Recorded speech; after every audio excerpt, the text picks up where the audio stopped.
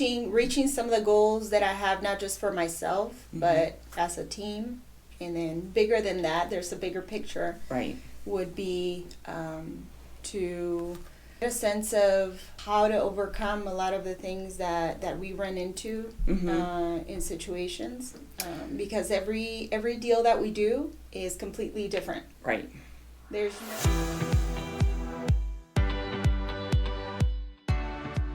different. Right. There's no cookie cutter. Right. Cookie cutter kind of deal. process. Yeah, we wish, huh? Yeah. So, but there is a foundational process that I want to implement that can have stability. Right. Meaning systems. Meaning so systems. when you say foundation, that's where your foundation starts. Right. Okay. Meaning systems and processes as a team. I've been operating solo for many of my entrepreneurial and, different business ideas that I've had in the past. Right. So operating as a team is a whole different ballgame. It is.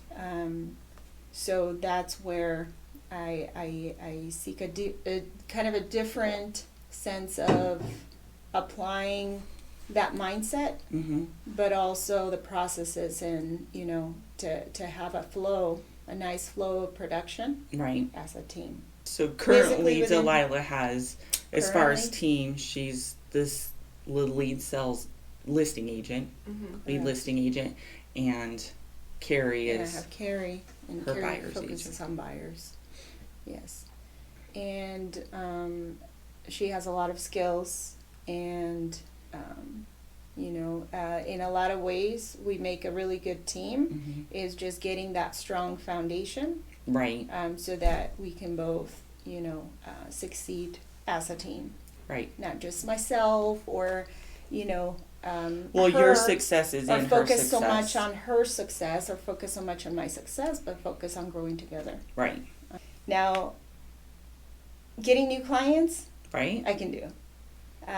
Negotiation, I've done my whole life, even in my sleep without knowing it. So I've been in and out of these skills throughout my life. Right. Okay. But kind of putting it all together in a package with a big bow. Right. Is the challenging part, and just overcoming those barriers of a lot of times it is mentality. And taking that bigger step, right, of growing. Right. So mentally, how to not just hit certain goals, but how to have a consistent growth. Right. Every year. Yeah. Right.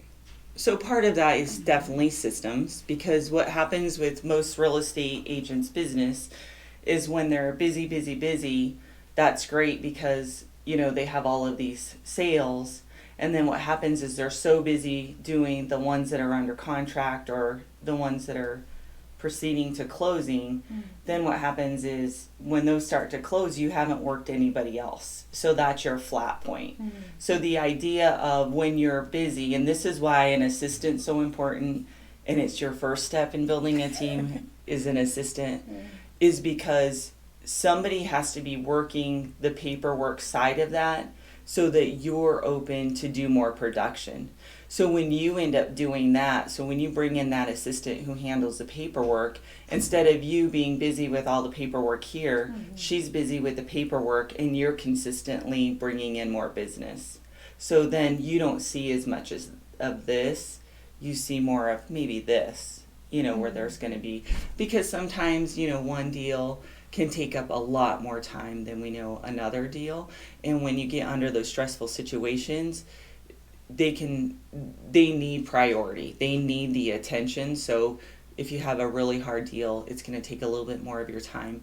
But when you hire the assistant and you train her correctly with your systems, that's where the real success comes. And that's why I always tell people, before you hire a buyer's agent, first you need a really great assistant, because she's going to help you put all of your systems, get your foundation going. And she should work really good with your personality. And we've been using the KPA test a lot more because it does really help. I'm a very high D, high I. I don't know how. And you need the opposite of that, because that's what Sabrina is, and she's a high C, high S. Mm-hmm. She kind of levels me out, because I'm here, and she kind of brings me, okay, I've got all the rest covered, go and do your job. Yeah. Right. Okay. So when you're building a business, you need to build the systems that work for you, because you may not work like I work, even though I think our systems are exceptional. And then we need to get that assistant who says, okay, don't worry, I have the paperwork side of this. You go do what's important, which is production. Mm-hmm. So you still do all the contracts and everything, but uploading to Dot Loop, or getting to the mortgage lender, or getting the inspection for the septic system, those types of things are done by somebody else whose time is spent just doing that, where your time is spent just doing production. Mm-hmm. So the question is, how do you How do you put it together? how do you backtrack if you've gone slightly a different direction? Right. Then, and this is really not any news to me, because it is in the book. Right. I did go to Career Vision. I did listen to everything they told me. I did listen and to I did everything it they tell me. And then I got impulsed into, doing the opposite Right. of what was written. Right. Right? So, of the directions. It's right. like God's giving you directions, and then you go, yeah, let's you do go something totally different. Different. Because you think you're smarter than the book. Well, I went by impulse. Right. Instead of reasoning, instead of logic, and instead of what's in the book.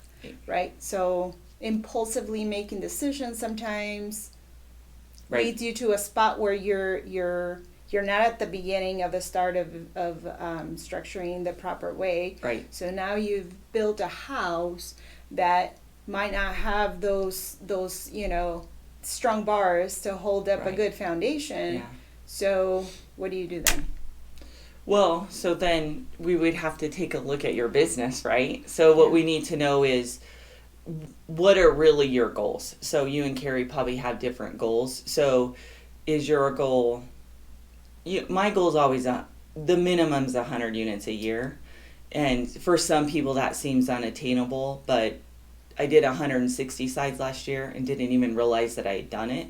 So it's obtainable. Mm-hmm. You just have to not limit yourself. So my goal is always at least 100, and then anything over 100 is icing on the cake, right?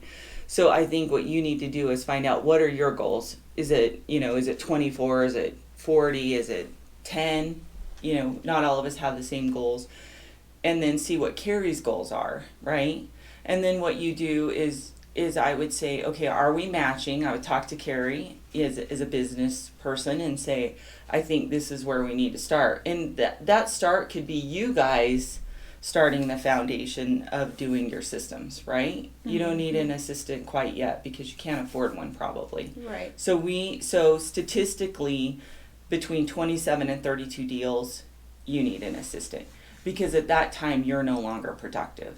You're doing so much paperwork that you can't go out and get new business. And that's where most great agents struggle, is because we're also worried about, if we hire somebody, will we be able to afford to pay them? Right. Which is definitely a concern. Nobody wants to bring on somebody they can't pay, because it's really your failure, not theirs.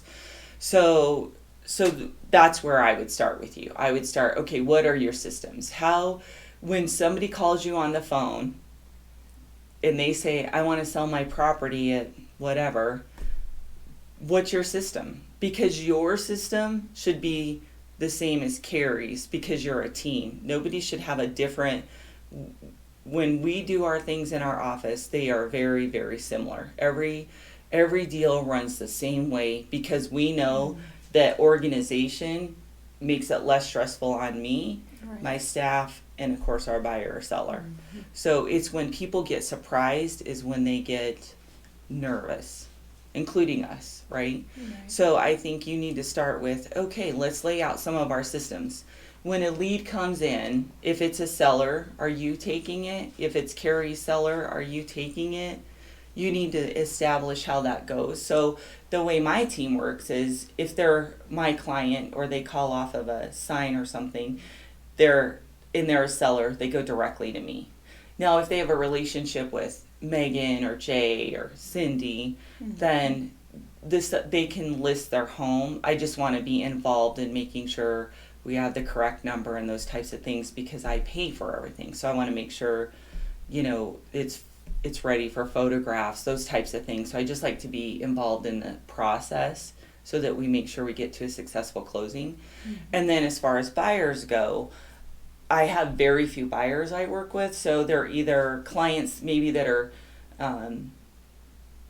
I've known forever. They're just my good friends, or I've worked with them for 3 or 4 years and I want to see us get to the end of the race basically. So I work with very few buyers, but the ones I do work with, they're kind of hand selected. Every other buyer, I may call and introduce myself and then give to, say, Megan is our buyer specialist.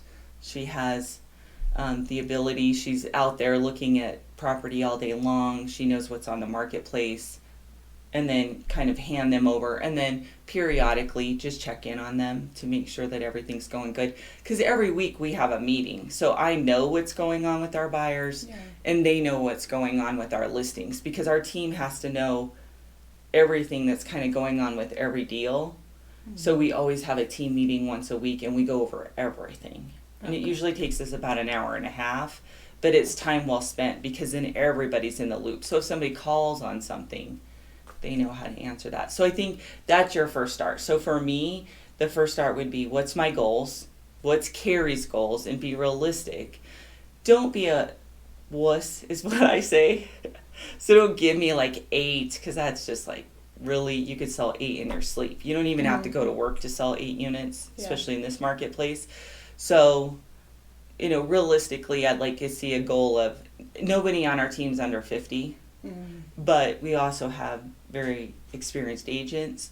So I think maybe setting your goal at 25, if it's a financial goal. For me, it's never been financial. It's always been units. Numbers. That's just the way my brain works. Like, I just want to be better than the next year or the last year. I want to just be better than last year. So we need to start there and do your CGI, right? I always think gross commissions. That's how my brain, so I have to switch that around. But we need to put that in a system and see where you're at. Then we need to say, okay, let's start, Carrie. So what are you doing when a buyer calls? What's your questionnaire? Are you making sure they're pre-qualified? And those are some of the things that we could go over. So I think there's where we need to probably start. So I think you and Carrie need to get together and do your goals. You could do that on the backside of KW and then bring those goals in. And then what we need to start saying is, okay, so you have a goal of 75 between the two of you. So we know how many appointments that breaks down to, and we know how many conversions. So so you're going to know your conversion rate. Mine's typically pretty high only because a lot of my clients are referred to me.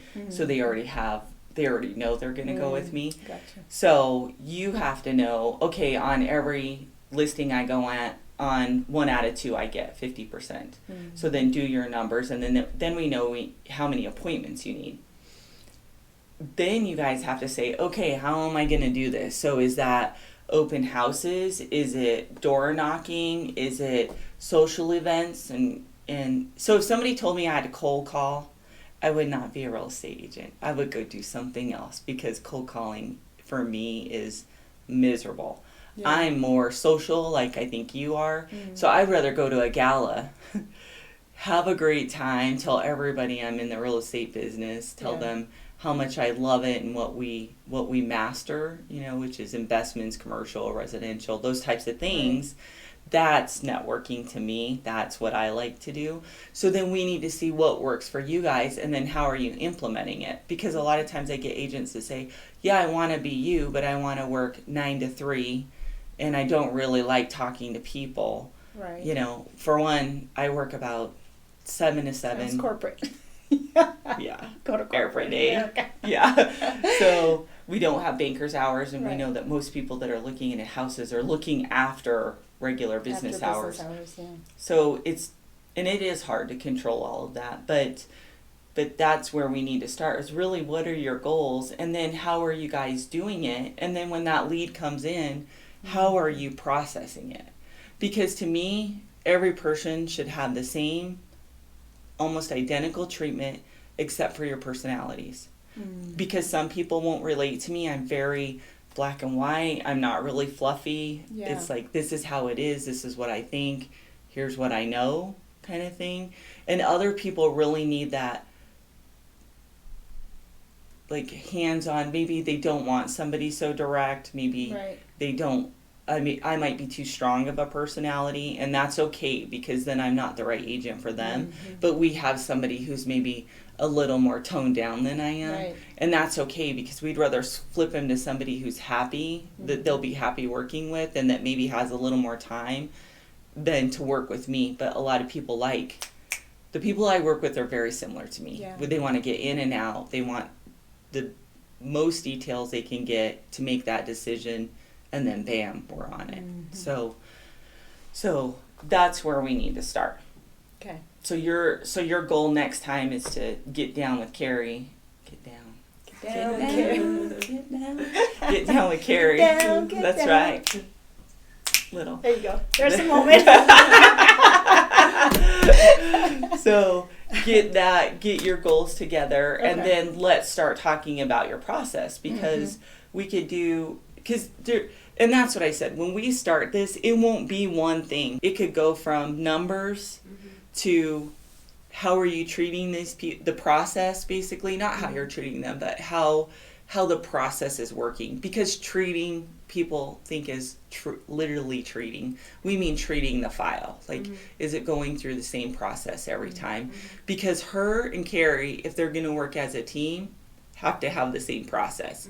If she does it completely different, they will have a collision when they really get busy. Like, you're doing 100 units a year, you're slammed. If you're not doing the same thing, and your assistant can't say, when this file comes in, this is what's done, this is what's done, this is Right. what's done, that's where you're going to have your problems. So Yeah. if you don't build the way you want this to work in the beginning, you'll be doing what I did, is learning baptism by fire. And you get to just create it as you're trying to, keep your sanity. And, I'm blessed because I have Sabrina, and Sabrina she's organized. She stays very calm. She understands what needs to be done to make the process easier for me and for her.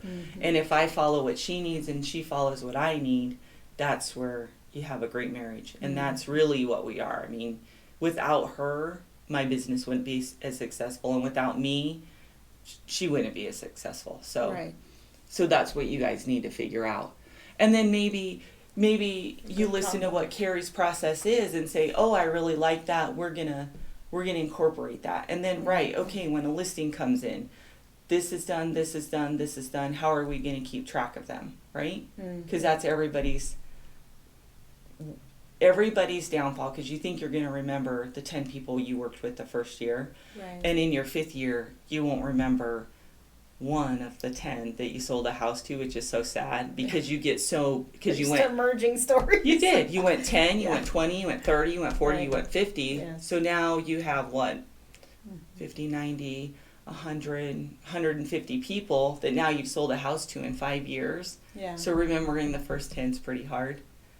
You'll remember their face, but maybe not their names. So we need, how is that process going to work? Are you going to put them in command right away? You need to say, are you cultivating them? And then it'll set up your task list for you. So that's half the battle, is remembering to call people back. And it's just because, when we have a tragedy happen and we have a water leak and the ceiling's falling in, you forget, oh, hey, I was supposed to call John at 10 o'clock to go over this or that, because something bigger came up, and then you just forget, so you go back. So that's what we need to find out, is that's your foundation. How are you going to run the processes? how are we going to get you to your sales goal? Mm-hmm. And then work putting it all together. Mm-hmm. Because you have the personality, you have the knowledge. You know, I think you're a fabulous agent as well as a fabulous person, and that's the start of it, right? Is if you're not a fabulous person, I don't think you'll ever be a fabulous agent. You know, you'll always hang out with the wrong crowd. So that's kind of where we should start. So currently, I think we're in a transition because we haven't applied command yet. Right. We're waiting for all those kinks to sort out, but I wouldn't wait. We have had the conversation of now transferring it over. Mm-hmm. We've been using kind of the organization hub Mm-hmm. online that we both access. So anytime somebody calls in, we put it in there and we put notes, and then we can assign activities to each other. Please call this person back, or they need a CMA, reach out to them, or do an open house on this property or something like that. Yeah. So it's been working well with communicating and then assigning back and forth. Right. Let's say Carrie gets somebody in that is a buyer, but they also need to sell their property. She'll assign it as a secondary to me, so that I can take over the listing and she can focus on the buyer side and showing them properties. See, so that's perfect. You might not want to get rid of that. Yeah. But I would start switching all of your people into command. Yeah, so that's so you might have two processes for a while. Of having a new process come in, which I don't know what's going to look like. It's, and you won't until you start it. So Sabrina and I started this week, and we spent 3 hours on command and got through one file. But the reason why is we were trying to work out the kinks for the team. Gotcha. So, because under your team, you're going to have you and you're going to have Carrie. Yeah. So there are things that you can assign through that as well. But we were trying to figure out, okay, and we used one of our good friends as a testing, and he's like, yeah, sure, test me out on however you want. I'll know whatever's coming. It's just you're trying to work through the kinks. Right. But one of the things was just as simple as putting his wife in, who's obviously a part of the transaction and one of our friends too. Yeah. I kept typing her name, but it wouldn't do it. Well, what happened is we had to create her a contact and then marry them, basically. Oh. So what's nice about together. Yes. So that's another difficulty I have with the system we have, because I have to list the way I marry them is I put the husband and the wife, and let's say Jose and Sandra. That's what I do. And then the last name. But a lot of times, a lot of my Spanish clients, they have triple last names. And the wife and the husband do not have the same last name. So to keep track of their legal name so that I can use it for all the other documentation, I have to add them.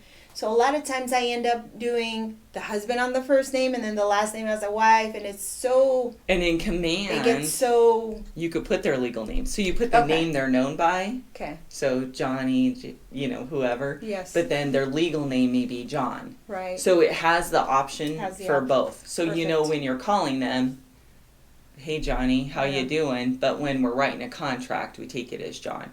So command does have that, and I think the best thing that agents could start doing is heading that direction, regardless if all the kinks are worked out or not, because I think what you're going to do is learn how to use the system so much better, and then when the kinks are worked out, you're ready to rock and roll. You're not, because you're still going to have to kind of do both for right now, but the more you learn it, the easier it's going to become to get rid of that other system. Mm-hmm. But we have to master it first, and you're not going to master it overnight. So one of the things that we worked through was just that simple, and then putting their Facebook on there so that you could watch. And then what it's going to do is now it's going to take every phone call, every text, every email, and you could see it on the site. So when my assistant talks to John, then it's in there, sent him properties, blah, blah, blah, or he called on this, would like to see it tomorrow.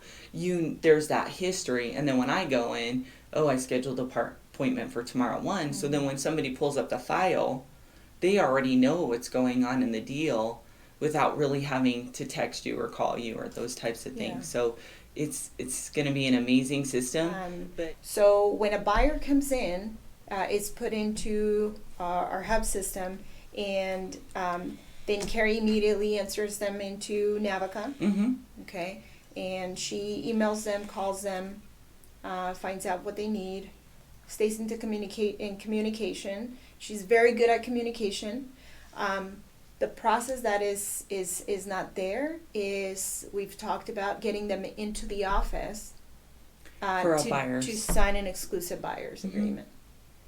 So really that's a buyer's consultation. A buyer's consultation is not implemented whatsoever. We just get the client and fly. And I think, that's, so that's something that I would like to implement more structured and more accountable within, so that it's like you said, it's seamless, that it's done the same way. Right. Because we don't have to figure out every time somebody comes in and, what do we need to do? Like, it's just automatic. This is and what we do. Your brain is not having to figure out the same concept all over again. Right. Or the same work. So it's repetition. So so when the market was a little slower, our goal was to get a buyer's book done and a seller's book done. So then that way when a seller called, they would have some kind of material about us right away. In a buyer's consultation, our goal was to tell them, here's the process, because a lot of people have only been through the process maybe once or twice in their lifetime. So it's not something that they remember how it goes. So we actually have a buyer's book that says, here's the process. Don't go open a new credit card. Don't open any new lines. Don't go buy your furniture before we close. And it has all that in the book. And then it also says, this is what your lender's going to expect from you. So we have a book that lays it out so that even if they don't come in for a buyer's consultation and sit down with you, they have the ability to look that up. And a lot of people read it. To me, especially first-time home buyers, they read it page for page. Yeah. And then what we do is, if they won't come in for a consult and they just want to start looking at property and you feel comfortable with our relationship, then if they have questions, I'll say something like, you read the buyer's book where it says, here's the 10 things not to do while we're under contract, so that we get to a successful closing. And a lot of times they'll say, oh yeah, I need to go back and look at that, or I haven't opened it yet. But then it gives them a resource instead of you being their only resource. And then in a seller's, we want to tell them, everything we do that's totally different than most agents, and what our track record is, because that's all a seller cares about. They want the most money. They want to make sure you know what you're doing, and basically how you're going to market your property. So all of those things you could put in a seller's book or a buyer's book. We put ours on Google Drive. That way we can edit it, and then we save it in a PDF format. So as things change, we're able to change it too. But then when somebody calls, Carrie says, oh, it's a buyer, sent the buyer's book. Oh, it's a seller, sent the seller's book and told him you'll be calling him in the next 24 hours. Or whatever the process is. And the more consistent you get at it, the easier it gets. And do you send it via email, or I do. You send it? Okay. I send it in email. If I'm going to a listing appointment, I take one with me in case they didn't get it or they didn't open it, because it's one of the things I like to show people that we do. Okay. And in a buyer's book, the team takes the buyer's book with them on their first appointment. Okay. So if they scheduled an appointment to see houses, but they don't want to come in for a sit down, then we start there.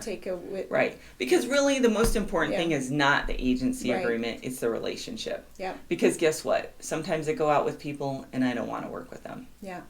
They're going to be So that's a challenge, because especially people that feel that they can get a lot of that information through the online sources. Right.